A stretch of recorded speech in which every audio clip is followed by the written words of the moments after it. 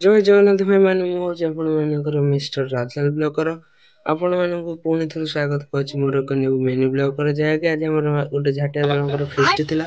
ସେଥିପାଇଁ ଫାଇନାଲି ବାହାରି ପଡ଼ିଥିଲୁ ଏବେ ଘରୁ, ଯାହାକି କୁନା ଆସିଯାଇଥିଲା ମତେ ବିକାଶ ନବାକୁ। ଫାଇନାଲି ଲୋକେସନ ନ ଜାଣିବାରୁ ପିପିନି ଆଉ ରାହୁଲ ଆସିଯାଇଥିଲା ଆମକୁ ନବାକୁ।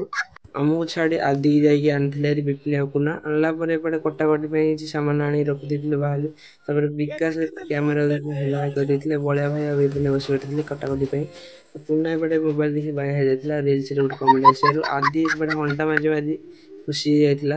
ଫାଇନାଲି ବିକାଶ ଆଉ ବଳିଆ ଭାଇ ଆଣିଥିଲେ ଚିକେନ ଫିକେନ ଧୋଇକି, ଆଉ ଭୁବନ ବାବୁ ଆମର ଏପଟେ ହଣ୍ଡା ବାଡ଼େଇକି ମାନେ ହଣ୍ଡା ରଖିକି ଏପଟେ ପିଆଜ କଷଉଥିଲେ। ଆଉ ବଳିଆ ଭାଇ ଏପଟେ ଆମର ମହୁଲି ପିଲା ଭଳିଆ ମଦ ପିଇକି ପୁରା ଛାନିଆ ଯାଇଥିଲା। ଆଉ ବିକାଶକୁ ଦେଖ ମଦ ପିଇଲା ଭଳିଆ ସେଇ ଥଣ୍ଡାରେ ପିଇକି ଯାହା ହଉଥାଏ।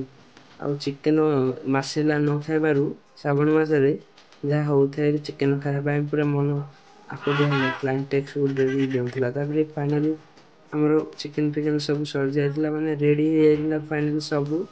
ଫାଇନାଲି ଏପଟେ ଆମର ଝାଟିଆ ଦଳ ବସି ପଡ଼ିଥିଲେ ଖାଇବା ପାଇଁ। ମାସେ ହେଲା ନ ଖାଇବାରୁ ତାଙ୍କର ରିଆକ୍ସନ କିଛି ଏଇଭଳିଆ ଥିଲା। ଦେଖନ୍ତୁ ବିକାଶର କୋଉ ଭଳିଆ ଥିଲା।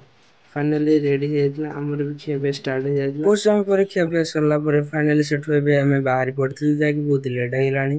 ଆଉ ବ୍ଲଗଟିକୁ ଏଇଠି ରଖିଲି, ରହିଲି। ଜୟ ଜଗନ୍ନାଥ। ନେକ୍ସଟ ବ୍ଲଗରେ ଦେଖା ହେବା। ଲାଇକ୍ କମେଣ୍ଟ ସେୟାର କରିବାକୁ ନିଶ୍ଚୟ ଭୁଲିବେ ନାହିଁ।